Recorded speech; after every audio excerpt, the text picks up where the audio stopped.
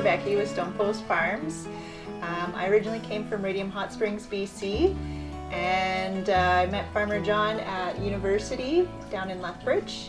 And about 5 years ago, we decided to buy a farm. Hi, I'm Farmer John. I grew up on a small family farm in southern Alberta. Farming has kind of always been my passion, and I finally convinced Becky to take the plunge and move out onto the farm with me. I'm Cadence. I'm 6. Are you our little farmer? Yeah. That one's Keegan. He's 3-year-old, and he's pretty much our little chore helper. He gets grain, he fills water buckets, and he pretty much goes everywhere we go. My goal is to basically figure out how to make a living off a smaller land base as compared to the regular conventional farms. So we heard about direct marketing, and I discovered Joel Salatin and started watching a bunch of his YouTube videos, and it's just one thing led to another, and here we are. We actually had a friend come out and do photography on our farm our first year, and it's actually how we got our name, Stonepost Farms. So he would take pictures around our farm. Everywhere you go, John had stacked rocks on posts because he'd keep running into them when he was cutting hay or whatnot. So everywhere there are these rock posts or stone posts. And so he's fascinated with these and took a million pictures, and it just kind of fell into place, Stonepost Farms. On the farm, we raise grass-fed beef, pastured pork, pastured poultry. So we have broiler chickens out on pasture during the summer, turkeys on pasture, free-range eggs. We have a small apiary. We're up to about 8 hives right now. And we also have a market garden, which we market through farmers markets, and we have a vegetable CSA program.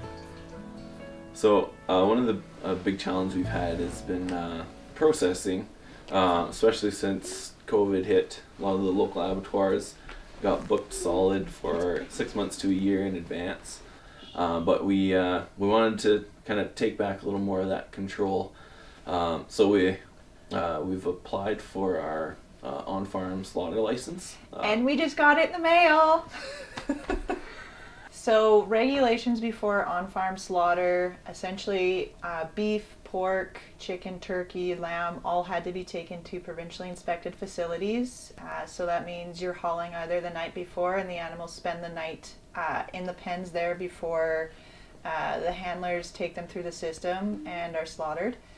Now that we switch over to on-farm slaughter, we're actually able to handle that whole process ourselves. He can go out there and they have no idea what's happening, and seconds later it's done, and we've got full control over the process. There's no stress.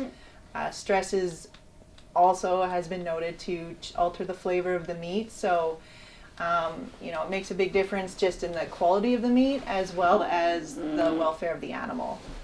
For on-farm slaughter, right now, as the regulations are, one customer or essentially one household is allowed 6 beef.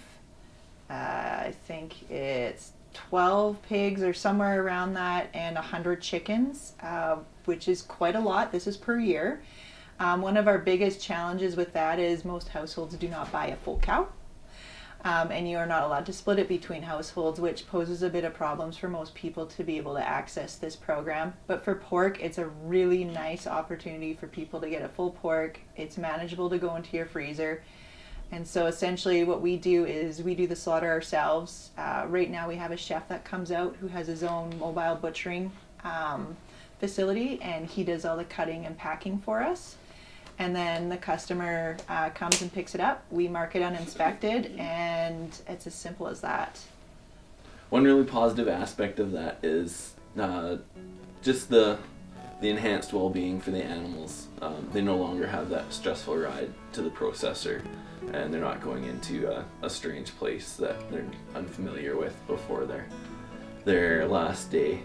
I've noticed that with hauling pigs in, I feel bad almost making them ride in the trailer for the 2 hours to the abattoir. They look fairly stressed out.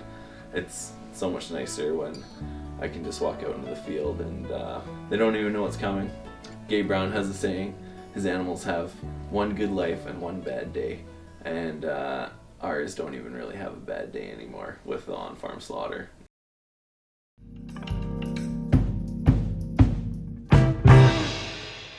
And we have turkey.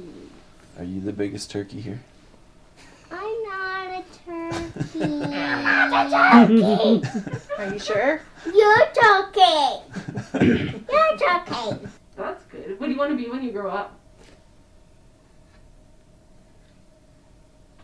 Unicorn. Do you guys have any recommendations for anybody getting into direct marketing? Nope. Rookie question. You got that right. For real. Why are we